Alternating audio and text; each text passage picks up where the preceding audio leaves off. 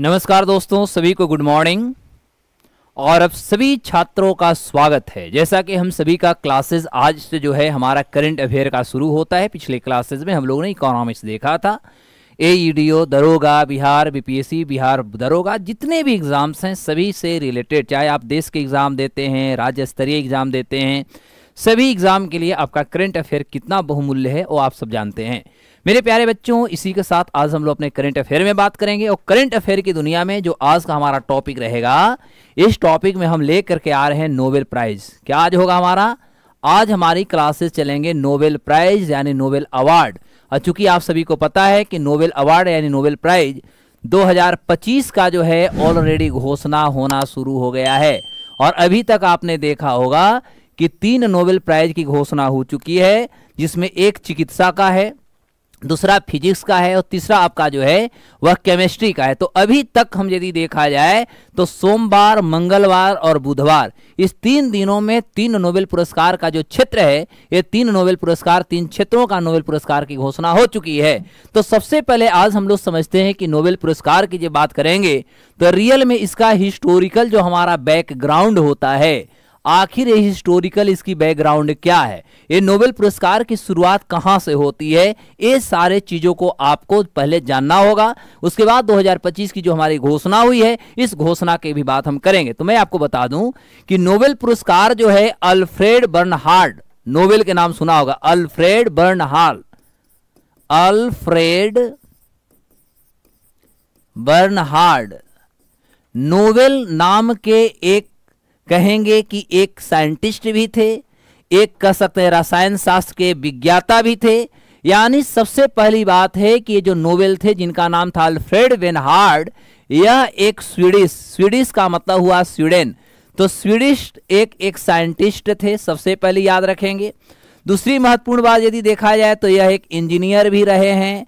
उसके अलावा इनको देखा जाए तो यह एक रसायनज्ञ यानी रसायन शास्त्र के ज्ञाता रहे हैं, तो हिंदी भी कर सकते हैं। तो इनको हम भौतिक विज्ञता या विशेष विज्ञता ही कहते हैं, विज्ञता रहे हैं। ये रसायनज्ञ रह चुके हैं। उसके अलावा यदि देखा जाए तो विभिन्न जो हमारे क्षेत्र होते हैं, विभिन्न क्षेत्रों में हम कह सकते हैं कि यह जो थे आविष्कारक, क्योंकि जब इन्होंने इन्वेंट किया था डायनामाइट का, इस प्रकार हम कहेंगे कि यह एक आविष्कारक भी रहे हैं, आविष्कारक। ठीक है, तो ओवरऑल यदि देखा जाए तो एक व्यक्ति जो स्वीडन से आते हैं और ये साइंटिस्ट, इंजीनियर, भौतिक शास्त्र के ज्ञाता, रसायन के ज्ञाता, आविष्कारक, और इस तरह से अल्फ्रेड बर्नार्ड नोबेल जो हैं, इन्हीं के नाम पर हम कहेंगे, इन्हीं के नाम पर भारत और पूरे दुनिया की बात करेंगे, विश्व में जो होता है नोबेल पुरस्कार दिया जाता है। यानी नोबेल जो प्राइज होती है, यह नोबेल प्राइज इन्हीं के नाम पे दिया जाता है। दूसरी महत्वपूर्ण बात मैं आपको बता दूं, इनके बारे में आप जानिए। तो जब हम बर्नार्ड के बारे में बात करते हैं, जब हम अल्फ्रेड बर्नार्ड के बारे में बात करते हैं, तो आप सभी को पता है कि इनके द्वारा जो डायनामाइट है, ध्यान देंगे तो डायना जो माइट है, वो डायनामाइट का जो आविष्कार किया गया था, ये डायनामाइट का आविष्कारक जो थे इन्हीं के द्वारा की गई थी। और मैं बता दूं कि अल्फ्रेड जो थे ये नोबेल साहब, इन्होंने सबसे पहली बार जो एक होता है कि मानव सुरक्षा की बात करते हैं, मानवता की बात करते हैं, तो इस क्षेत्र में जो था इन्होंने बहुत आगे की बात करे। और इसी के तत्वाधान में मैटर आता है कि 1895 की बात करें तो 1895 में इन्होंने अपने दोस्तों को कहा कि जो भी हमने डायनामाइट की स्थापना या डायनामाइट का जो हमने आविष्कार किया है, तो डायनामाइट का आविष्कार करने के कारण इनका जो एक हेरिटेज होता है, हेरिटेज का मतलब आप कह सकते हैं कि इनका टोटल जो इनकी उस समय की जो संपत्ति थी, तो इन्होंने 1895 अपने दोस्तों को कहा कि जो भी हमारी संपत्ति है, इस संपत्ति का 94% जो था, इन्होंने 1895 में इन्होंने घोषणा किया कि हम इसको डोनेट करेंगे। डोनेट का मतलब होता है कि हम इसको जो है खास तौर पे डोनेट यानी मानव सेवा के रूप में, यानी कह सकते हैं कोई विज्ञान के क्षेत्रों में बहुत यदि अच्छा कार्य करता है, तो इन सभी क्षेत्रों में जो होगा, ये नोबेल साहब ने कहा कि हम अपनी इनकम का, अपनी विरासत का, अपनी संपत्ति का 94% हम घोषणा करते हैं कि हम इसको डोनेट करेंगे, जिससे कि आने वाले सालों में जो भी साइंस के क्षेत्र में, मानव सेवा के क्षेत्र में, साहित्य के क्षेत्र में, शांति के क्षेत्र में यदि कोई व्यक्ति अच्छा काम करता है, तो हम ये 94% जो हमारे इनकम है, उस इनकम को जो हमने डोनेट किया, इसके माध्यम से हम विश्व के नागरिकों को हम इसे सम्मान देंगे, उनको हम अवार्ड देंगे। और इस तरह से हम कहेंगे कि 1895 में इन्होंने अपने संपत्ति का 94% जो था घोषणा कर दी। अब आपसे क्वेश्चन ये भी पूछा जा सकता है कि जो 94% था वो कितना था, तो इस तरह से हम कहेंगे लगभग 31 मिलियन जो आपका स्वीडिश जो क्राउन होता है, अबाउट 3491 का कह सकते हैं 31, ठीक है, 31 मिलियन आपका जो स्वीडिश जो आपका क्राउन होता है, ये स्वीडिश क्राउन को इन्होंने घोषणा किया कि हमारा जो भी इनकम है, उस इनकम का लगभग 31 जो हमारा मिलियन होगा, 31 जो मिलियन होगा, वो 31 मिलियन हम इसको घोषणा करते हैं, डोनेट करते हैं। और ये मानव सेवा में, समाज के सेवा में, कह सकते हैं साइंस और विज्ञान और रिसर्च के सेवा में यदि कोई आगे बढ़ता है तो उसे प्रत्येक वर्ष हम इनकरेजमेंट के रूप में एक हम उन्हें अवार्ड उपलब्ध कराएंगे। और इस तरह से यदि हम इस अमाउंट को हम भारतीय करेंसी की यदि बात करें तो आप कह सकते हैं कि हमारी इंडियन करेंसी जो होता है, इंडियन करेंसी में लगभग आप कह सकते हैं कि यह टोटल हम कह सकते हैं जब इसको आप बांटिएगा तो हमारे इंडियन करेंसी में भारतीय रुपया में लगभग ओवरऑल कह सकते हैं कि लगभग 8.5 करोड़ से अधिक हो जाता है। लगभग हम कह सकते हैं तो ये इंडियन करेंसी में लगभग 8.5 करोड़ रुपया से हम कह सकते हैं अधिक हो जाता है। और ये जो 8.5 करोड़ रुपया में जो दी जाती है, मैं आपको बता दूं, ये तो उस समय का था।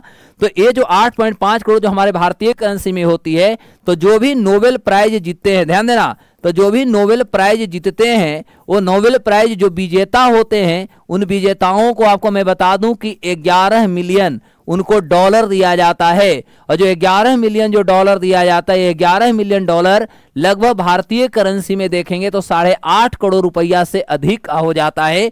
और यह प्रत्येक वर्ष हम कहेंगे कि यह इसकी घोषणा की जाती है, या कह सकते हैं अवार्ड के रूप में इसको दिया जाता है।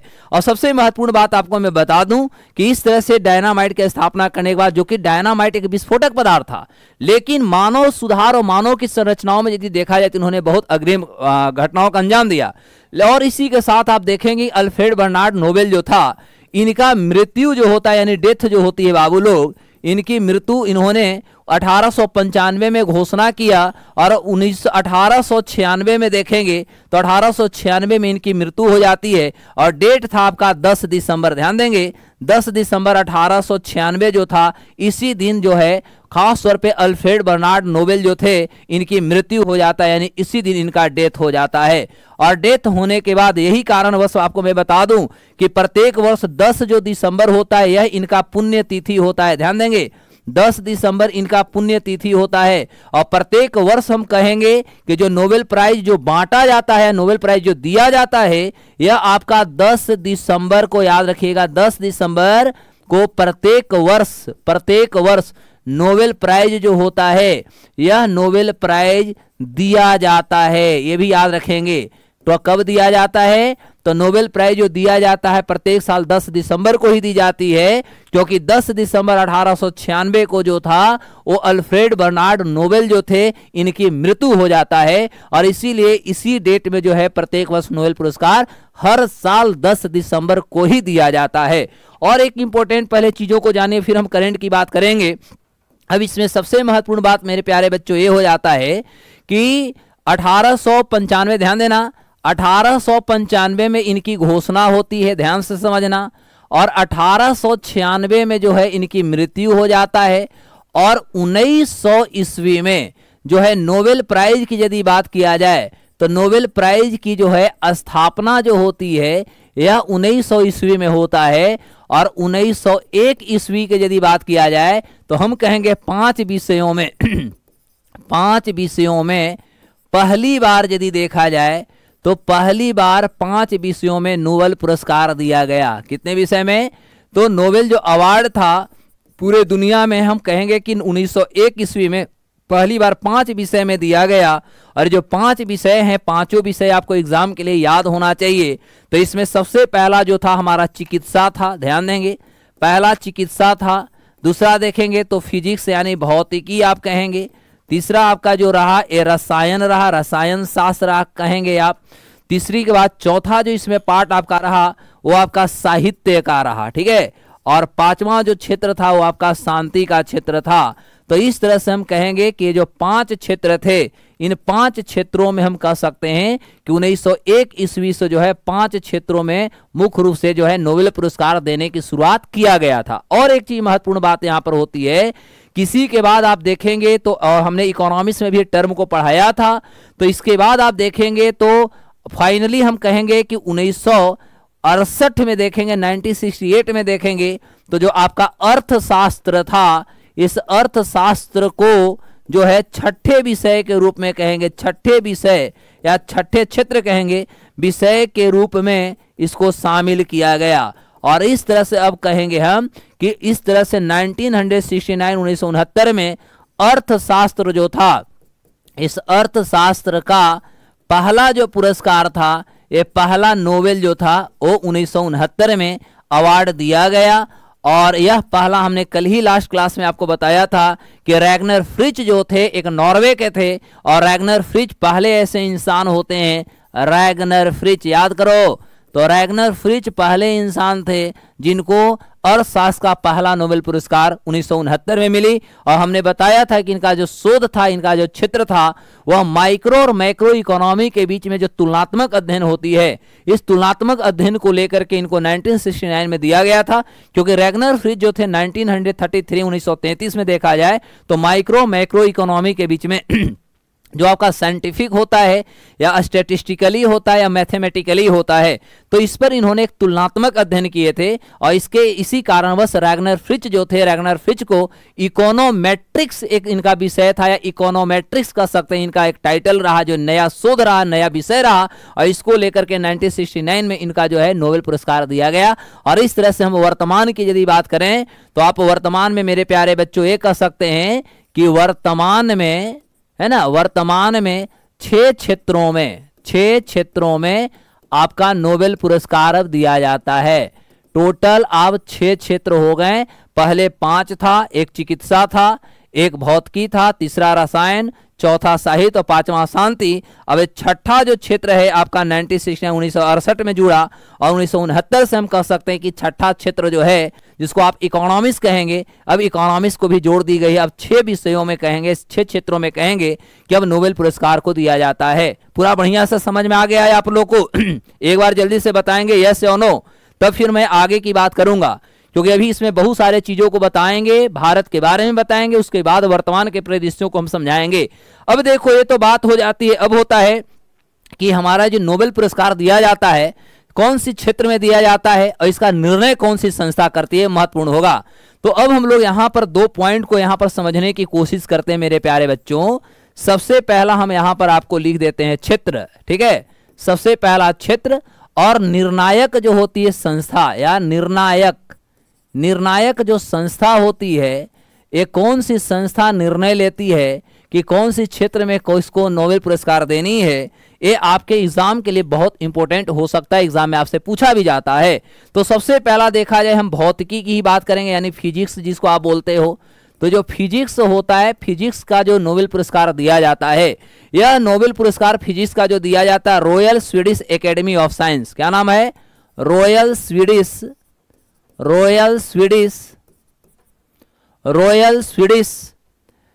एकेडमी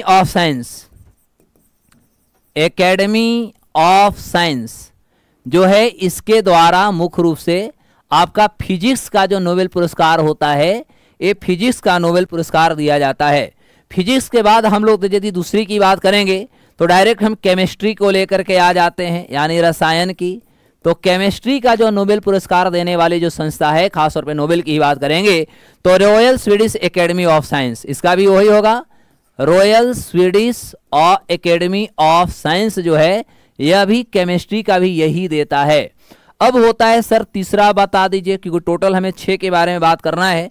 तो देखो तीसरा जो हमारा जो होगा, खासतौर पे केमिस्ट्री के बाद यदि हम बात करते हैं तो केमिस्ट्री के बाद हमारा जो होता है फिजियोलॉजी होता है या मेडिसिन होता है, ठीक है, फिजियोलॉजी या कहेंगे मेडिसिन, जिसको आप हिंदी में कहेंगे चिकित्सा के क्षेत्र में, जो पहली इसकी घोषणा होती है। तो ये जो होता है स्वीडिश की यदि बात किया जाए तो ये कैरोलिंस्का इंस्टीट्यूट है, कैरोलिंस्का आपका इंस्टीट्यूट है। तो एक कैरोलिंस्का जो आपको इंस्टीट्यूट है, इसके माध्यम से इसकी घोषणा की जाती है। और कैरोलिंस्का इंस्टीट्यूट आपको स्टॉकहोम में है, ध्यान देंगे, ये स्टॉकहोम जो है, ये स्टॉकहोम में है कैरोलिंस्का इंस्टीट्यूट। और इसी के द्वारा जो होता है वह आपका खास तौर पे जो केमिस्ट्री जो आप मेडिसिन जो होता है, चिकित्सा का जो क्षेत्र होता है, उसको लेकर के कैरोलिंस्का इंस्टीट्यूट जो होता है घोषणा करता है या कह सकते हैं निर्णय लेती है। उसके बाद आपका लिटरेचर की भी हम बात कर लेते हैं थोड़ा। तो यदि हम लिटरेचर की बात करते हैं, लिटरेचर की यदि बात किया जाए, लिटरेचर का मतलब होता है साहित्य। तो लिटरेचर की यदि हम बात करते हैं तो लिटरेचर का जो देता है वो आपका स्वीडिश एकेडमी देता है। क्या नाम है भैया? तो उसका नाम है स्वीडिश एकेडमी है। तो स्वीडिश एकेडमी जो है ये आपका मुख्य रूप से लिटरेचर का देता है। एक और इसमें सबसे इंपॉर्टेंट जो आपके लिए हो सकता है वो आपका शांति का होगा। और इस पे डोनाल्ड ट्रंप बेचारे सोच रहे हैं कि हमारे नाम की जल्दी से घोषणा हो जाए, लेकिन मुझे लगता नहीं है, क्योंकि उनका मानना है कि दुनिया में हम शांति स्थापित करने की हर संभव कोशिश कर रहे हैं, इसलिए शांति का पुरस्कार 2025 की घोषणा हमारे नाम पर होगी, लेकिन ऐसा हमको नहीं लगता है। तो नॉर्वेजियन जो आपका नोबेल कमेटी है, नॉर्वेजियन नोबेल कमेटी, और ये आपका ओस्ले के नाम सुना है या ओस्लो के नाम सुना होगा, ठीक है। तो ये ओस्लो जो है, ये ओस्लो के द्वारा इसकी घोषणा की जाती है। और इस तरह से हम कह सकते हैं मेरे प्यारे बच्चों कि यह जो होता है यह क्षेत्र के आधार पर यदि बात करें तो लगभग सारे इंस्टीट्यूट के बारे में स्पष्ट कर दी गई है। अब यहाँ पर एक चीज आपके लिए मैं इंपॉर्टेंट थोड़ा बता दूं कि जब हम नोबेल पुरस्कार की बात कर रहे हैं तो इसमें क्या क्या मिलता है। तो सबसे पहले 11 मिलियन तो हमने बता दिया कि डॉलर मिलेगा। उसके बाद एक आपका स्वर्ण यानी गोल्ड आपका मेडल मिलेगा। तीसरा इसमें आपको एक डिप्लोमेट्स मिलेंगे जिसको आप सर्टिफिकेट कह सकते हो। और अंतिम रूप से प्राइज के रूप में जैसा कि हमने बताया कि आपको लगभग 11 मिलियन रुपया मिलेंगे। तो जो 11 मिलियन मिलेंगे उसको इंडियन करेंसी में यदि आप कन्वर्ट करते हो तो लगभग 8.5 करोड़ से अधिक आपको मिलता है। तो मोटा मोटी 8.5 करोड़ से अधिक जो होती है वह आपको जो है प्रत्येक वर्ष इसमें मिलता है। किसी भी क्षेत्रों की यदि बात किया जाए तो हर क्षेत्रों के लोगों को लगभग मोटा मोटी 8.5 करोड़ भारतीय करेंसी में मिलता है, जो 11 मिलियन का होता है। अब प्रश्न होता है कि यदि हम इसकी बात करें तो सबसे इंपॉर्टेंट बात होता है कि नोबेल पुरस्कार में हम भारत की भी बात करें, क्योंकि एग्जाम में हमारे भारत से भी संबंधित क्वेश्चन पूछे जाते हैं। तो थोड़ा सा हम पहले उसकी बात करेंगे, उसके बाद हम और चीजों पर बात करेंगे। तो चलो यहाँ पर थोड़ा सा कलर चेंज हो गई, कोई बात नहीं है। तो देखो भारत और नोबेल पुरस्कार हम लिखते हैं, ठीक है, इंडिया हेडिंग में डाल देते हैं, India and Nobel Prize, India and Nobel Prize. अभी तक भारत को किसको किसको मिला, किन किन क्षेत्रों में मिला, यह भी आपको जानना बहुत जरूरी है। तो सबसे पहले यहां पर हम लोग कर लेते हैं नाम, कौन सा व्यक्ति है। उसके बाद यदि देखा जाए तो कर लेते हैं ईयर, किस वर्ष मिला है। हो सकता है ना एग्जाम में आपसे पूछा जाएगा तो आपसे ईयर भी पूछेगा। अच्छा, ईयर से पहले भी चाहो तो आप यहां क्षेत्र भी कह सकते हो, यानी किस क्षेत्र में मिला है, ठीक है। और उसके बाद यहां पर लिख लिया जाए कि इनको किस चीजों के लिए मिला है। मतलब हम दूसरे शब्द में कह सकते हैं कि उनका उल्लेखनीय कार्य क्या हुआ, उल्लेखनीय कह सकते हैं, उल्लेखनीय कार्य, यानी किस कार्य के लिए उनको यह पुरस्कार दिया गया है, यह बहुत इंपॉर्टेंट हो सकता है। तो देखो सबसे पहला हम लोग लेंगे और वह रहेंगे रविंद्रनाथ टैगोर, ठीक है। रविंद्रनाथ टैगोर जो थे, ये रविंद्रनाथ टैगोर को आप सभी को पता है कि इनको साहित्य के क्षेत्र में मिला था। किस क्षेत्र में? एशिया का पहला, मैं आपको बता दूं, एशिया का पहला नोबेल पुरस्कार प्राप्त करने वाले थे और इन्हें 1913 ईस्वी में मिला था। और इनका था गीतांजलि के नाम सुना होगा, गीतांजलि।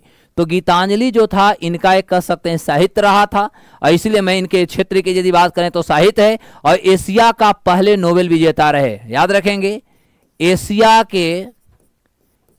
के पहले नोबेल विजेता जो थे उस व्यक्ति का जो नाम था वो रविंद्रनाथ टैगोर था। तो रविंद्रनाथ टैगोर एशिया का पहला व्यक्ति थे जिनको 1913 ईस्वी में जो था आपका साहित्य यानी कहेंगे कि लिटरेचर के क्षेत्र में जो है इनको नोबेल पुरस्कार दिया गया। दूसरा नाम भारत से लेते हैं हम लोग सीवी रमन का। तो आप सभी को पता है कि सीवी रमन इफेक्ट तो पढ़ा ही होगा। तो सीवी रमन जी जो थे इनको 1930 में इनको फिजिक्स के क्षेत्र में, यानी 1930 1930 में इनको सिविक्स का यदि देखा जाए यानी भौतिकी का क्षेत्र यदि देखा जाए तो भौतिकी के क्षेत्र में इनको दिया गया था, और यह था रमन प्रभाव की खोज। क्या नाम था साहब? रमन प्रभाव की यदि बात क्या, रमन प्रभाव की खोज जो थे इन्होंने ही किया था, और इसको लेकर के सीवी रमन जी जो थे इनको 1930 ईस्वी में जो था वह फिजिक्स के क्षेत्र में, साइंस के क्षेत्र में मिला था। उसके बाद देखेंगे तो मदर टेरेसा की बात करेंगे, तो मदर टेरेसा की बात यदि करेंगे तो सामाजिक क्षेत्र इनका रहेगा।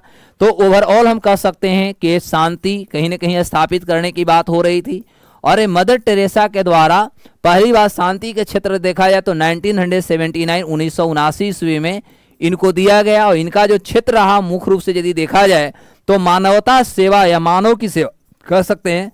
मानवता की सेवा जो होती है, ये मानवता की सेवा को लेकर के इनको यह अवार्ड दिया गया, नोबेल पुरस्कार दिया गया था। और मदर टेरेसा के बाद की यदि बात किया जाए तो मदर टेरेसा के बाद जो हुआ वो आपका अमर्त्य सेन जी के नाम आपने सुना होगा। तो अब होते हैं अमर्त्य सेन, और ये भारत के पहले ऐसे नागरिक थे जिनको इकोनॉमिक्स के क्षेत्र में जो है वो नोबेल पुरस्कार मिला था। तो अमर्त्य सेन जो थे इनको इकोनॉमिक्स यानी अर्थशास्त्र और ये अर्थशास्त्र के क्षेत्र में इनको 1998 में मिला। और इनका जो था एक कल्याणकारी जो अर्थव्यवस्था होती है, ये कल्याणकारी अर्थव्यवस्था को लेकर के इनको दिया गया था। तो इसके बाद क्षेत्र यदि लिखा जाए तो हम कहेंगे कल्याणकारी अर्थव्यवस्था। तो कल्याणकारी जो अर्थव्यवस्था था इनके लिए दिया गया, और इनके लिए एक टर्म आपको बहुत इंपॉर्टेंटली याद रखना होगा कि पहले भारतीय, ठीक है, जिन्होंने इकोनॉमिक्स का पहला नोबेल पुरस्कार प्राप्त किया उसका नाम है अमर्त्य सेन। और 1998 में इनका नोबेल पुरस्कार मिलता है, और 1999 में भारत सरकार जो थी इन्हें भारत का जो हमारा कहेंगे कि भारत का जो सबसे सर्वोच्च भारत रत्न होता है वो भारत का सर्वोच्च भारत रत्न से इनको नवाजा भी गया था। उसके बाद कैलाश सत्यार्थी की बात करेंगे। कैलाश सत्यार्थी के नाम सुना, इन्हीं के साथ सबसे कम उम्र में यानी 17 साल सत्यार्थी। तो कैलाश सत्यार्थी और पाकिस्तान के मलाला यूसुफजई के नाम आपने सुना होगा।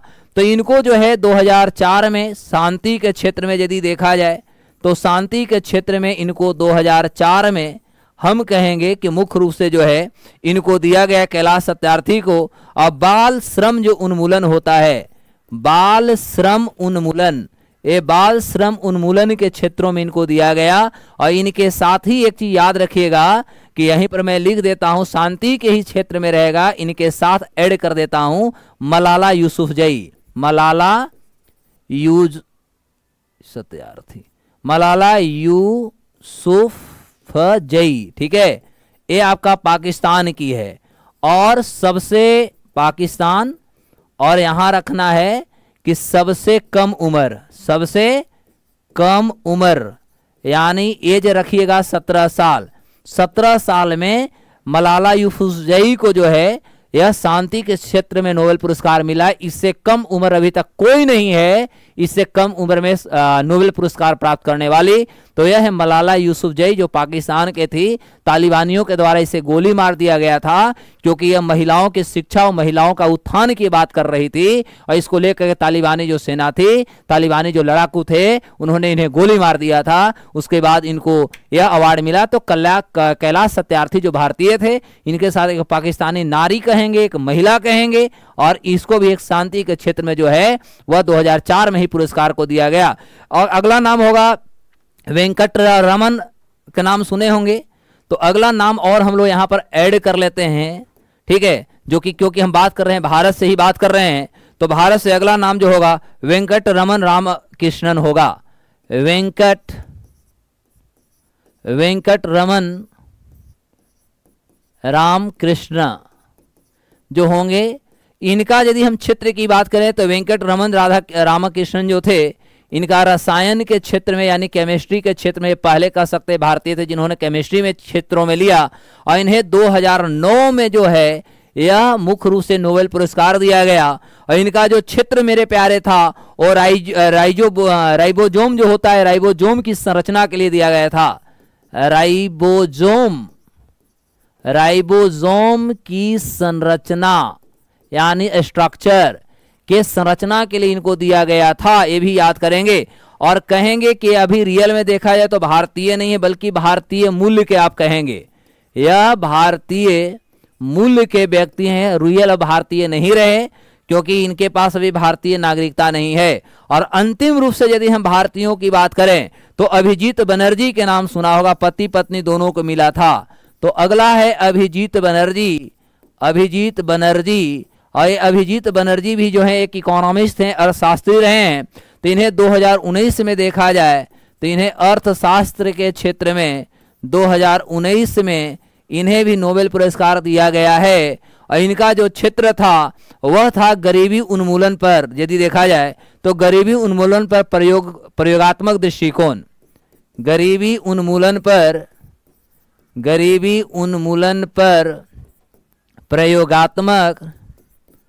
प्रयोगात्मक दृष्टिकोण को लेकर के इनको यह पुरस्कार दी गई। तो अभी तक यदि भारत के इतिहास और नोबेल पुरस्कार के इतिहास देखा जाए तो नोबेल पुरस्कार के इतिहासों में हम कहेंगे कि अभी तक टोटल हम कहेंगे कि लगभग हम कहेंगे कि 7 लोगों को, भारतीयों को जो है 7 भारतीयों को नोबेल पुरस्कार अभी तक दिया जा चुका है मेरे प्यारे बच्चों। ठीक है, टोटल 7 ऐसे भारतीय हैं जिन्हें नोबेल पुरस्कार अभी तक दिया जा चुका है। ये आपको एग्जाम के लिए याद करना पड़ेगा। अब इसी के साथ अब हम लोग यहाँ पर बात करेंगे कि 2025 का जो आपका नोबेल प्राइज की जो घोषणा हो रही है और जो 10 दिसंबर को दिया जाएगा, ये 10 दिसंबर में अभी तक जो घोषणा हो चुका है 2025 में, यह 3 क्षेत्रों में हो चुका है। एक आपका चिकित्सा का क्षेत्र की बात किया जाए, इसकी घोषणा हो चुकी है। उसके बाद भौतिकी की बात किया जाए, और तीसरा जो आएगा आपका रसायन की बात होगा। यानी अभी तक 3 क्षेत्रों की घोषणा हो चुकी है। तो आज हम लोग ये 3 क्षेत्रों की घोषणा पे बात करेंगे। यह 3 क्षेत्र कौन कौन है जिसे घोषणा की गई है। तो देखो मेरे प्यारे बच्चों, सबसे पहला जो है, या सबसे पहला यदि देखा जाए तो फिजियोलॉजी यानी मेडिसिन का दिया गया है, 3 लोगों को दिया गया है। अब ये 3 लोग हैं कौन, थोड़ा ये तीनों को देखिए। तो देखिए 3 लोग हैं और ये 3 लोगों की घोषणा हो चुकी है। मैरी ई ब्रुनको, ये जो हैं इनका नाम है मैरी ई ब्रुनको। ठीक है, तो ये ब्रुनको को मिला है। यह यदि देखा जाए तो ये तीनों जो हैं, ये तीनों को ओवरऑल हम कह सकते हैं कि जो इनका क्षेत्र रहा है, ये तीनों को क्षेत्र जो रही है, सबसे इंपॉर्टेंट चीजें रहा वह देखो इनका जो जिस क्षेत्र में मिला वो परिधीय, सबसे पहले याद रखेंगे। तो इनको जिस क्षेत्र में मिला है उस क्षेत्र का नाम है परिधीय प्रतिरक्षा सहिष्णुता से संबंधित। यानी यह एक मूलभूत हमारा तंत्र है जो हमारी जो प्रतिरक्षा, जो हमारी बॉडी होती है, बॉडी को जो हमें प्रोटेक्शन देता है। तो प्रोटेक्शन देने वाली जो भी हमारा टिश्यू होता है यानी ऊतक होते हैं, उस पर कैसे आक्रमण करती है, उसको कैसे रोका जा सकता है। तो इसको लेकर के तीनों को जो है दिया गया है। तो तीनों में नाम रखना, एक मैरी ई ब्रुनको हैं, एक फ्रेड रामस्टेड हैं, फ्रेड रामस्टेल एक हैं, और तीसरा जो व्यक्ति हैं उनका नाम है सिमोन साका। तो ये जापान के हैं, तो इनका नाम है सिमोन साकागुची। तो यह 3 ऐसे व्यक्ति हैं जिनको मेडिसिन के क्षेत्र में यदि देखा जाए या फिजियोलॉजी की यदि बात किया जाए तो फिजियोलॉजी के क्षेत्र में, चिकित्सा के क्षेत्र में जो है ये तीनों को मुख्य रूप से पुरस्कार दिया गया है, नोबेल पुरस्कार दी गई है। और तीनों का क्षेत्र जैसा कि हमने बताया, तो अभी तीनों को जो मिला है, तो यह खोज इन्होंने जो किया है, यह खोज इनका नियामक टी कोशिकाएं और FOXP3 जीन नाम का एक है जिसे इन्होंने निकाला है। तो यदि हम मैरी ब्रुनको की बात करें तो यह वरिष्ठ प्रबंधक हैं, कार्यक्रम प्रबंधक हैं, institute for systems biology Seattle में, अमेरिका में पोस्टेड हैं। यदि हम फ्रेड रामस्डेल की बात करें तो ये वैज्ञानिक सलाहकार हैं, सोनोमा बायोथेरेप्यूटिक्स और सैन फ्रांसिस्को अमेरिका में पोस्टेड हैं। यदि हम सिमोन साकागुची की बात करें तो साकागुची प्रोफेसर भी हैं, सीनियर प्रोफेसर आप कहेंगे, सीनियर प्रोफेसर हैं। इम्यूनोलॉजी फ्रंटियर रिसर्च सेंटर जो है ओसाका विश्वविद्यालय जापान में, वहीं पर ये सीनियर मोस्ट कह सकते हैं, वहां पर प्रोफेसर हैं। और तीनों को जो है खास तौर पे चिकित्सा के क्षेत्र में यदि देखा जाए तो यह नोबेल पुरस्कार इनको प्रदान इस साल किया गया है, क्योंकि इन्होंने हमारे बॉडी में जो हमारी प्रतिरक्षा होता है, जो हमें एक इम्यूनिटी होता है, जो हमारे बॉडी को संरक्षण प्रदान करता है, सुरक्षा प्रदान करता है, तो वे कौन से ऐसे ऊतक होते हैं जो उस पर अटैक करता है, वैसे जीन का जो है इन्होंने प्रतिपादित किया है, जीन का खोज किया है, और उसी का नाम है FOXP3। ध्यान देंगे, FOXP3 जो जीन है, इसको लेकर के इन्हें जो है नोबेल पुरस्कार दिया गया है।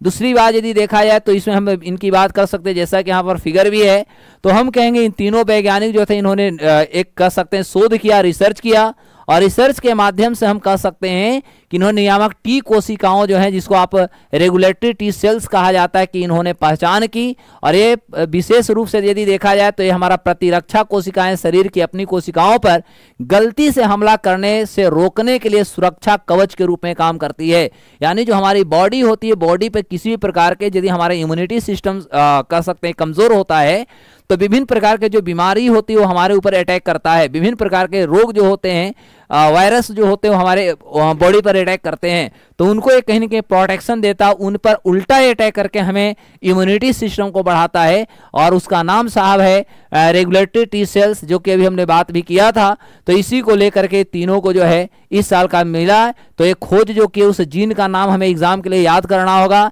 ये जीन का जो नाम है FOXP3। तो FOXP3 एक जीन है, और इस जीन का जो है आविष्कार या कह सकते हैं खोज जो है ये तीनों ने मिल करके किए हैं। तो यह स्पष्ट हो जाता है कि इससे हमारी जो बॉडी के जो इम्यूनिटी सिस्टम होता है उसे कहीं ना कहीं बहुत ज़्यादा मजबूत करता है, और इसी को लेकर के इनको मिला है। दूसरा यदि नाम देखा जाए तो अच्छा, प्रतिरक्षा को भी समझने की यदि कोशिश करना है तो हमारे प्रणाली जो है प्रतिदिन शरीर को अनगिनत रोगाणुओं से हमें प्रतिरक्षा देता है, यानी प्रोटेक्शन देता है, इम्यूनिटी सिस्टम को बढ़ाता है। हालांकि यह पहचानना होता है कि कौन सी कोशिकाएं अपनी है और कौन सी विदेशी है, यानी बाहर से आई है, ये जांच करने की विषय होती है। तो यदि यह संतुलन बिगड़ जाता है तो हमारा जो ऑटो इम्यून हमारा डिजीज होता है उत्पन्न हो जाता है, तो हम कहीं ना कहीं गिर पड़ जाते हैं। तो यह जो थी ये समस्याएं था, ये तीनों को लेकर के ये जो FOXP3 जो था हमारा जीन जो था, इसके आविष्कार करने के लिए ये 3 लोगों को जो है चिकित्सा का नोबेल पुरस्कार दिया जा चुका है। तो सिमोन साकागुची जो खोज थे, इन्होंने 1995 में ही एक चीज़ों को किया था कि ये कैसे हमारे बॉडी को स्ट्रॉन्ग करेगा। तो सिमोन का तीनों का एक खास तौर पे जो कार्य रहे हैं वो लगभग कहीं ना कहीं कह सकते हैं इम्यूनिटी सिस्टम जो हमारा स्ट्रॉन्ग होता है, इम्यूनिटी जो हमारी बॉडी को कहीं ना कहीं प्रोटेक्शन जो प्रोवाइड करता है, तीनों का अध्ययन जो तीनों का जो शोध था लगभग एक समान था, तीनों का विषय वस्तु जो थी लगभग एक समान थी, और यही कारण रहा कि तीनों को चिकित्सा का नोबेल पुरस्कार दिया गया है। अब आगे की बात करेंगे तो अगला आपका जो नाम आएगा चिकित्सा के साथ साथ, तो देखो इसमें बहुत सारी हैं। स्वपोषी की बात करें, इसमें भी डिफाइन कर दी गई है, जैसे कि आपका टाइप 1 जो आपका मधुमेह होता है, डायबिटीज होता है, रूमेटिक जो आपका गठिया होता है, ल्यूपस जैसे बीमारी के इलाज में आपका ट्रेग कोशिकाओं को लक्षित करने पर शोध जारी रखा। कैंसर उपचार में भी मददगार होते हैं, ट्रांसप्लांटेशन जो होता है इसमें भी मददगार होते हैं। तो ये सभी जो क्षेत्र हैं चिकित्सा के प्रभाव में यदि देखा जाए तो FOXP3 जो हमने जीन की बात किया, तो यह FOXP3 जीन की यदि बात करें तो यह कहीं ना कहीं हमारे बॉडी को चारों तरफ से कह सकते हैं यह सुरक्षा प्रदान करता है, और यही कारण हो सकता है कि यह मुख्य रूप से हम कहेंगे कि यह अवार्ड जो है 3 लोगों को देने की बात किया गया है। अगली बात हम करते हैं, अवार्ड 3 को अभी तक आए हैं, तीनों हम नोबेल बता देते हैं, उसके बाद फिर नए टॉपिक भी हम आपको बताऊंगा। दूसरी महत्वपूर्ण बात यदि देखा जाए तो फिजिक्स का नोबेल पुरस्कार मिला है, और जो फिजिक्स का नोबेल 3 लोगों को भी मिला है। इस साल ज़्यादातर 3 लोग ही आ रहे हैं। तो फिजिक्स में जॉन क्लार्क हैं, उसके बाद माइकल एच डिवॉरेट हैं, और एक जॉन एम मार्टिनिस हैं। तो ये 3 लोग जो हैं, 3 लोगों को खास तौर पर यदि देखा जाए तो आपका फिजिक्स का जो है नोबेल पुरस्कार दी गई है। और for the discovery of macroscopic quantum, ध्यान देंगे, mechanical tunnelling and energy quantizations in an electric circuit, यानी जो हमारा इलेक्ट्रिक सर्किट होता है, तो ये स्टॉकहोम जो हमारा स्वीडन है इसके द्वारा इसकी अभी घोषणा कर दिया जा चुका है साहब। और इसमें जॉन क्लार्क, इसमें मिशेल डेवोरेट और जॉन मार्टिनस, ये 3 लोगों को जो है वो आपका फिजिक्स यानी भौतिकी का नोबेल पुरस्कार की घोषणा की गई है। तो स्वीडन की जो royal Swedish academy of sciences है उनके द्वारा पिछले मंगलवार को इसकी घोषणा किया जा चुका है। तीसरी महत्वपूर्ण बात है, इस पुरस्कार में वैज्ञानिकों को सबसे बड़े पैमाने पर जो क्वांटम हमारा टनलिंग होता है और ऊर्जा के स्तरों की खोज जो इन्होंने किया है, इसको लेकर के जो है यह इनको अवार्ड दिया गया है, यह सम्मान इनको मुख्य रूप से दिया गया है। तो क्वांटम टनलिंग वह प्रक्रिया होता है, यदि इनकी बात करें तो क्वांटम टनलिंग जो होता है, क्वांटम टनलिंग में क्या होता है कि जिसमें कोई कण किसी भी बाधा यानी जो हमारा बैरियर बनते हैं, जो भी हमारे समस्याएं क्रिएट करते हैं, तो कह सकते उसको ये पार कर जाता है, जबकि समान फिजिक्स के अनुसार यह कहीं ना कहीं असंभव माना जाता है। यानी अभी तक जो माना जा रहा था कि मान लिया जाए कि हमारा निर्वात है, निर्वात के माध्यम से जो भी हमारा एनर्जी जाती है, लेकिन इसके माध्यम से क्या होता है, बीच में हमारा बाधक बन जाता है। तो अभी तक हमारा फिजिक्स ऐसा कहते आ रहा था, ये चीज़ों को इन्होंने कहीं ना कहीं तोड़ा है और इन्होंने कहा कि ऐसा प्रतिरोधक जो समस्याएं आती है, बाधाएं आती है, ऐसा कुछ नहीं होता, उसे तोड़ करके आगे बढ़ सकता है। तो ये शोध के लिए जो है 3 लोगों को दिया गया, जॉन क्लार्क, मिशेल डेवोरेट और जॉन मार्टिनिस जो है, ये तीनों को जो है नोबेल पुरस्कार फिजिक्स के लिए दिया गया, क्योंकि क्वांटम टनलिंग पॉइंट को इन्होंने इस तरह से शोध किया, इस तरह से नया एक स्वरूप देने की कोशिश किया, जो वर्ल्ड में हम कह सकते हैं एक खासतौर पे फिजिक्स के क्षेत्र में हम कह सकते हैं एक बहुत बड़ी शोध माना जाता है। तो जो हमारा आम जिंदगी है, आम जिंदगी में हम यही देखते हैं कि जैसे कोई गेंद जो होता है, तो गेंद के दीवार से टकराकर वो लौट आती है, लेकिन क्वांटम की जो है, तो क्वांटम की दुनिया में छोटे कण कभी भी दीवार को पार कर दूसरी तरफ चले जाते हैं, यह शोध में आया है। क्योंकि ऐसे भी नॉर्मल आप देखिएगा कि गेंदा को आप जैसे दीवार पे मारेगा तो आपके पास ही रिटर्न आता है, हम लोग फिजिक्स में यही अभी तक देखते आ रहे थे। लेकिन यहाँ पर इन्होंने कहा कि ऐसा नहीं, यदि कोई सूक्ष्म दृश्य या सूक्ष्म जो क्षेत्र हैं, तो हम कह सकते हैं कि वो दीवार को कहीं ना कहीं पार हो जाता है, छोटे कण जो होते हैं दीवार को पार भी हो जाता है। तो ये एक नया शोध आप कहेंगे, इसको लेकर के जो है स्वीडिश जो साइंसेज है उसके द्वारा इनको अवार्ड दी गई। तो वैज्ञानिकों का प्रयोग की इतिहास देखा जाए तो 1984-85, ध्यान देंगे 1984-85 में कैलिफोर्निया जो विश्वविद्यालय है, वहां पर जॉन क्लार्क, मिशेल डेवोरेट और जॉन मार्टिनस ने इन्होंने सबसे पहले 2 सुपर कंप्यूटर्स से एक बिजली सर्किट का इन्होंने प्रयोग किया था, या बिजली सर्किट का इन्होंने निर्माण किया था। और दोनों सुपर कंप्यूटरों के बीच में पतली परत लगी थी, जो सामान्यतः बिजली को कहीं ना कहीं रोकता है। लेकिन इसके बावजूद सर्किट में मौजूद सभी जो चार्ज किए गए जो कण थे, वे एक साथ मिलकर के ऐसे व्यवहार करते थे जैसे वे एक ही कण के हों।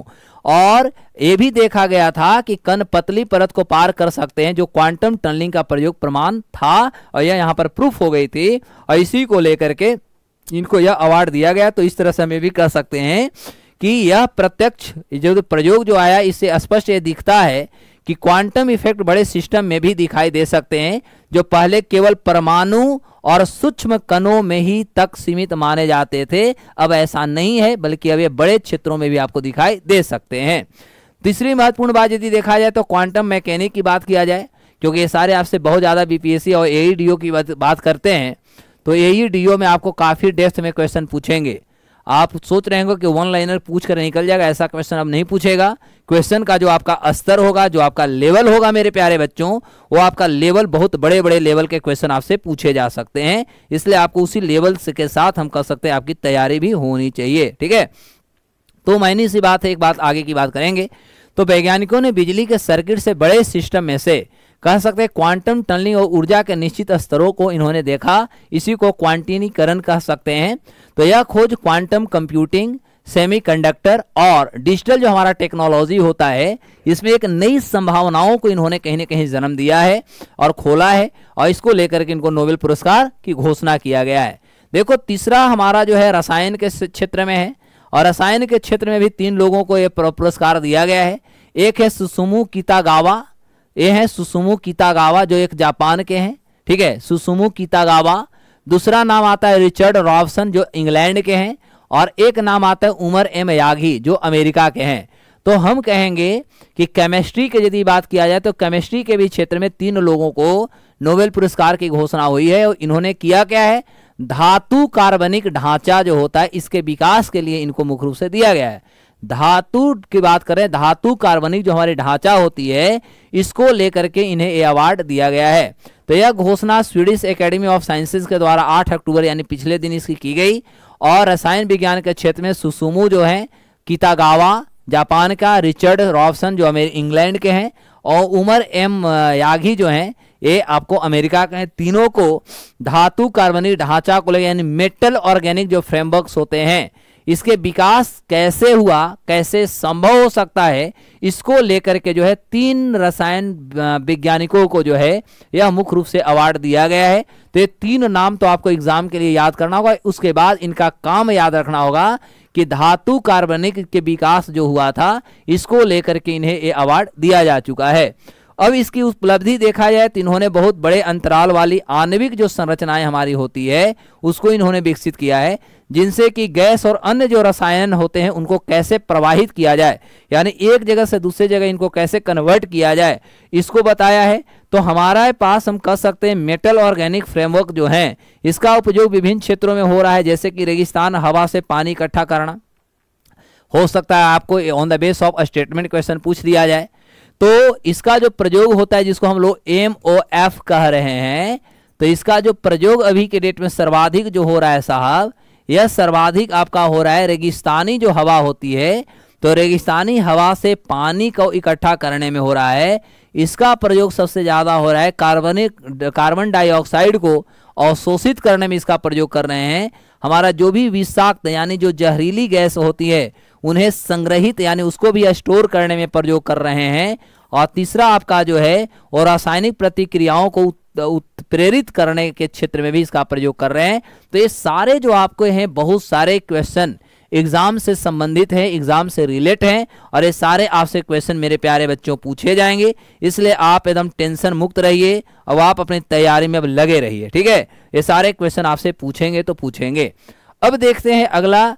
तो ये रिचर्ड रॉबसन जो है, जो कि रिचर्ड रॉबसन के बारे में हमने बताया कि यह आपका यूके के हैं यानी इंग्लैंड के हैं। तो परमाणुओं के गुणों का इन्होंने नया प्रयोग बताया। धनावेशित कॉपर जो हमारा आयन होता है उसको 4 भुजाओं वाले अणु के साथ इन्होंने संयोजित करने के लिए बताया। और संरचना अस्थिर थी लेकिन नया विचार इन्होंने कहीं ना कहीं पेश किया, और इसी को लेकर इन्हें केमिस्ट्री का तो ये 1989 में 1989 में ही इन्होंने काम को किया था। लेकिन इनकी पहचान और इनका जो सम्मान मिला यह सोचिए 2025 में मिला, यानी इनका शोध के बाद किया जाए तो 1989 में ही इन्होंने काम करना शुरू किया, लेकिन अभी इनको ये रिजल्ट देखने को मिला है। कुसुम कितागावा जो जापान के हैं, इन्होंने दिखाया कि गैसों की संरचनाओं के अंदर और बाहर प्रवाहित हो सकती है। गैस जो होंगे वो अंदर बाहर दोनों जगह जो होते हैं प्रवाहित होते हैं। और MOFS की लचीला बनाने की भविष्यवाणी भी इन्होंने किया था। उमर एस यागी जो कि मैं आपको बता दूं कि USA अमेरिका के हैं, तो इन्होंने बहुत से स्थिर जो हमारा MOF होता है इसको विकसित किया है, और इन्होंने तर्क संगत डिजाइन के माध्यम से भी इसको बताया है। तो ओवरऑल हम कह सकते हैं कि ये सारे जो थे अभी तक जो है खास तौर पर हम बात करेंगे तो अभी तक 3 जो क्षेत्र होते हैं, अभी तक हम कहेंगे 3 क्षेत्रों में, यहां लिख देता हूं, अभी तक 3 क्षेत्रों में आपका नोबेल पुरस्कार जो है यानी नोबेल जो अवार्ड है, इस नोबेल अवार्ड की हमारी घोषणा हो चुकी है। तीनों हमने अभी आपको बता दिया। आगे जैसे घोषणा होगी फिर हम आगे की बात करेंगे। जैसा कि पहला आपका चिकित्सा का क्षेत्र हो गया, बता दिया है। दूसरा आपका जो नाम रहेगा वो भौतिकी का क्षेत्र रहेगा, और तीसरा जो आपका नाम था वो रसायन था। यानी 3 क्षेत्र की घोषणा हो चुकी है, तीनों क्षेत्रों हमने कर लिया है। अब आगे की घोषणा जब होगी तो हम लोग आगे की बात करेंगे। अब हम लोग नए टॉपिक की ओर आते हैं। तो करंट अफेयर में आज हम लोग नया क्षेत्र की जो बात करेंगे वह हम लोग बात करने वाले हैं सोनाली मिश्रा के बारे में, ठीक है। अगला टॉपिक हम लोग लेते हैं, हैशटैग मारते हैं, और यह नाम रहेगा सोनाली मिश्रा। सोनाली मिश्रा। अब आपसे क्वेश्चन पूछा जाएगा कि भैया बताओ सोनाली मिश्रा कौन है। तो देखो, सोनाली मिश्रा भारत के यदि हम इतिहासों की बात करें तो भारत के इतिहास में हम सोनाली मिश्रा को ये कह सकते हैं कि सोनाली मिश्रा भारत के इतिहास में जो हमारा RPF होता है, RPF, ठीक है, तो हम कहेंगे पहली DG का मतलब होता है डायरेक्टरेट जनरल, यानी कहेंगे महानिदेशक। तो पहली DG RPF की पहली DG नियुक्त हुई है, ठीक है। और आपको मैं बता दूं कि ये जो सोनाली मिश्रा जी जो हैं, यह सोनाली मिश्रा मध्य प्रदेश MP जो कैडर है, MP कैडर के 1993 बैच की यदि बात किया जाए तो बैच के IPS ऑफिसर रहे हैं। और 1993 के ये आईपीएस ऑफिसर रहे हैं, 1993 बैच के भारतीय। और अभी वर्तमान में भारत के इतिहास में आरपीएफ जो है हमारा रेलवे प्रोटेक्शन जो फोर्स कहा जाता है, ये रेलवे प्रोटेक्शन फोर्स के अभी जब इतिहासों में पहली महिला यदि देखा जाए, महिला भी जोड़ देता हूं, तो पहली महिला डीजी यानी डायरेक्टरेट ऑफ जनरल, जिसको महानिदेशक कहेंगे, इस पद पर इनकी नियुक्ति की गई है। अभी तक भारत के इतिहास में यदि हम आरपीएफ की बात करें तो अभी तक भारत के इतिहास में ऐसा नहीं हुआ। मतलब हम कह सकते हैं कि 143 वर्ष के इतिहास में, ठीक है, वर्ष के इतिहास में पहली बार महिला महानिदेशक नियुक्त हुई है। अब इतने से सोचने वाली बात है कि कितनी हम लोग बड़ी बात करने जा रहे हैं। 143 साल हमारा, यानी इससे यह स्पष्ट होता है कि रेलवे प्रोटेक्शन जो हमारा फोर्स है आरपीएफ, यदि हम बात किया जाए तो आरपीएफ यानी रेलवे प्रोटेक्शन फोर्स, ध्यान समझना, रेलवे प्रोटेक्शन फोर्स, इसका काम क्या है? तो यह मुख्य रूप से जो ये संस्था है आरपीएफ, यह हमारा रेलवे जो संपत्ति होता है, यह रेलवे संपत्ति को सुरक्षा प्रदान करता है और कह सकते हैं रेलवे को संरक्षित करता है। आरपीएफ रेलवे प्रोटेक्शन फोर्स की जो स्थापना हुई थी, यह आपका ब्रिटिश काल में हुआ है, ध्यान देना। इसकी स्थापना जो है आरपीएफ की, यदि स्थापना की बात करें तो आरपीएफ की स्थापना ब्रिटिश काल में हुआ था 1882 में, 1882 में यह इसकी स्थापना हुई थी। और उस समय से हम कह सकते हैं कि यह जो संस्था है बहुत बड़ी काम कर रही है।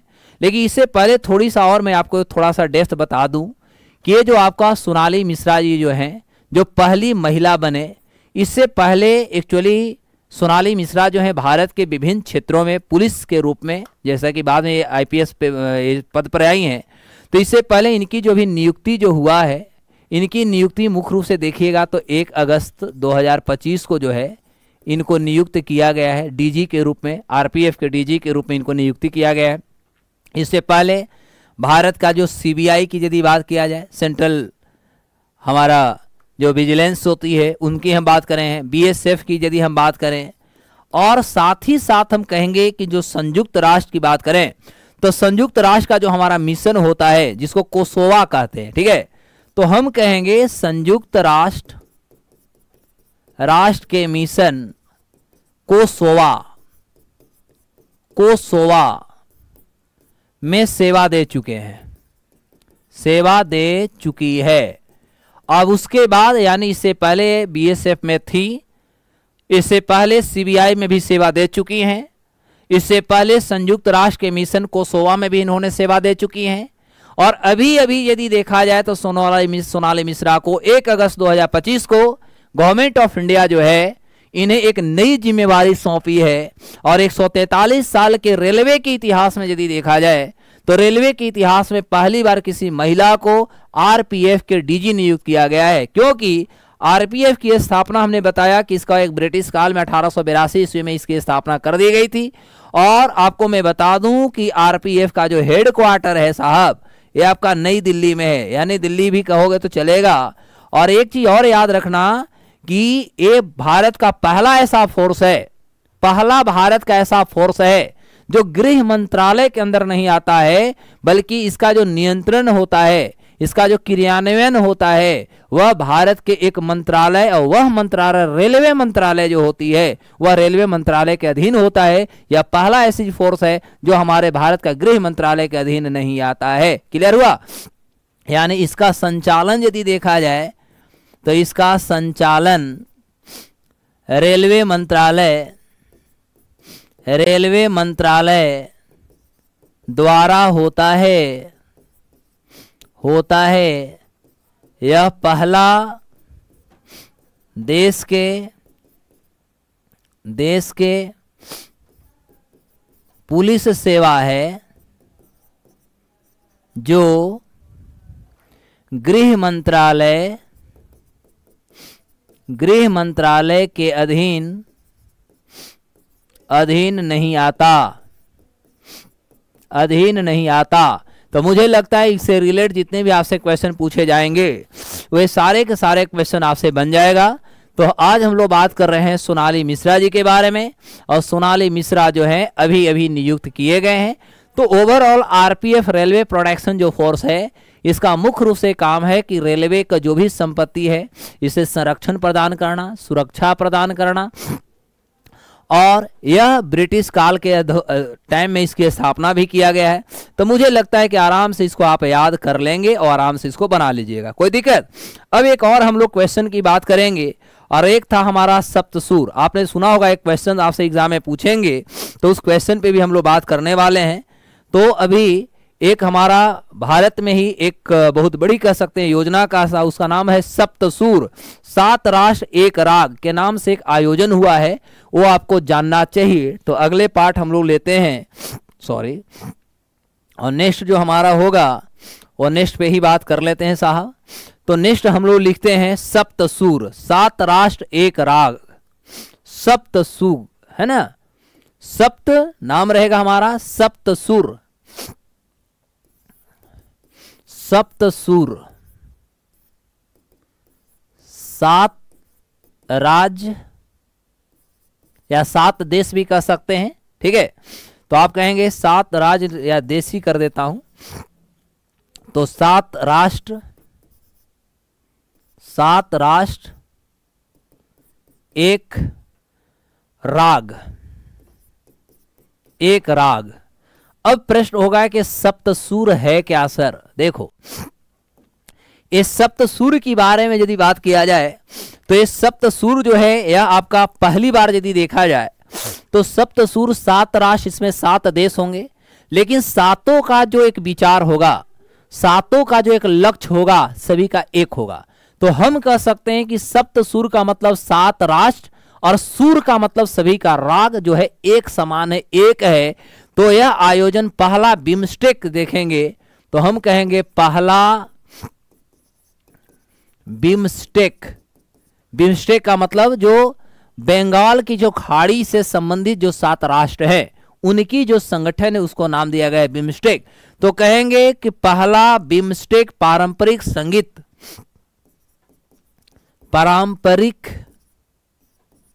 संगीत आयोजन ये हुआ है, और इसके माध्यम से जितने भी बिम्स्टेक के राष्ट्र हैं, यानी इसके अंतर्गत हमने जैसा कि बताया कि बे ऑफ बंगाल जो होता है, बंगाल की खाड़ी में आने वाले जो भी राष्ट्र हैं, तो उन्हीं के द्वारा यह महोत्सव का आयोजन किया गया था। और इसका जो आयोजन किया गया मेरे प्यारे बच्चों, यह आयोजन आपका नई दिल्ली में हुआ। अब क्वेश्चन बनेगा कि सर नई दिल्ली में कहां? तो दिल्ली में भारत मंडपम के तो नाम सुना ही होगा। तो इसका अब एक एक कर करके हम लोग ऐसा करते हैं कि सबसे पहला इसका हम कर लेते हैं आयोजन।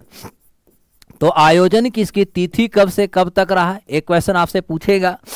तो इसकी आयोजन के जो तिथि रहेगा, इस आयोजन के तिथि जो भारत मंडपम यानी आयोजन स्थल यदि भारत मंडपम की बात करें तो यह आपका 4 जुलाई याद करेंगे, ये 4 जुलाई 2025 को इसका आयोजन किया गया। और आयोजन यदि हम स्थल की बात करेंगे तो ये भारत मंडपम जो है, ये भारत मंडपम में आयोजन की गई, यानी नई दिल्ली की हम बात कर रहे हैं। तो नई दिल्ली में जो भारत हमारा मंडपम है, इस भारत मंडपम में 4 जुलाई 2025 का इसका मुख्य रूप से आयोजन किया गया। आयोजक कौन रहा, ये भी क्वेश्चन आपसे पूछेगा। तो इसकी यदि आयोजक की बात करें, यानी आयोजन करने वाली जो संस्था थी, ये कौन सी संस्था थी? जो बिम्स्टेक देशों का जो पारंपरिक हमारा संगीत जो होता है, वो पारंपरिक संगीत महोत्सव जो था, इस संगीत महोत्सव को इन्होंने प्रतिस्थापित किया, या कह सकते हैं कि इसको शुरू किया, जिससे कि बे ऑफ बंगाल या बंगाल की खाड़ी से संबंधित जितने भी राष्ट्र हैं सभी एक दूसरे के साथ सांस्कृतिक दृष्टि से सब एक दूसरे के साथ जुड़े रहे। तो ये घोषणा या करने वाली जो थी भारतीय संस्कृति संबंध परिषद, भारतीय संस्कृति संबंध संबंध परिषद, ये हमारे भारत की एक संस्था है और इस संस्था के माध्यम से इसका आयोजन किया गया, यानी ICCR इसको अंग्रेजी में बोलेंगे, ICCR। और इसी संस्था के माध्यम से ये बिम्स्टेक राष्ट्रों का एक संगीत महोत्सव का आयोजन किया गया। यानी ये हमारा जो होता है भारतीय संस्कृति संबंध परिषद, ये हमारा विदेश मंत्रालय जो होती है वह विदेश मंत्रालय के अधीन होता है या के तहत होता है। ध्यान देंगे, विदेश मंत्रालय के तहत ये संस्था काम करती है और इसी के द्वारा सप्तसुर नामक जो हमारा आयोजन थी इसको हम स्थापित करने की कोशिश किया था। अब होता है कि इसके उद्घाटन कौन किए साहब, तो देखो इनका उद्घाटनकर्ता की यदि बात किया जाए तो उद्घाटन जो करने वाले रहे, या इसको कह सकते हैं कि जो इसकी स्टार्टअप करने वाले थे वह विदेश मंत्री डॉक्टर एस जयशंकर जो हैं वही थे। विदेश मंत्री डॉक्टर एस जयशंकर के द्वारा इसे 4 जुलाई 2025 को इसका आयोजन किया गया।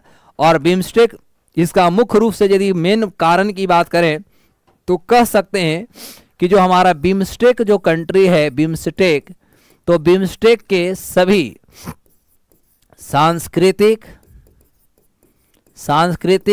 व क्षेत्रीय संगीत महोत्सव के माध्यम से जुटता का शुरुआत, एकजुटता का शुरुआत कि हम सभी एक हैं। और बिम्स्टेक का फुल फॉर्म आपसे एग्जाम में पूछेगा तो Bay of Bengal initiative for multisectoral technical and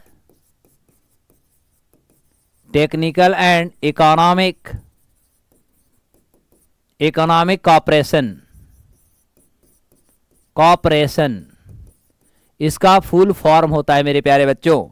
अब इसका मतलब निकालेंगे तो बे ऑफ बंगाल यानी बंगाल की खाड़ी जो है उसके अंतर्गत या बंगाल की खाड़ी में आने वाले जो भी सदस्य राष्ट्र हैं उनके बीच में हमारा तकनीकी और जो आर्थिक सहयोग होगा इसे हम मल्टी सेक्टरल लेवल पर इनिशिएट कर रहे हैं यानी बढ़ा रहे हैं।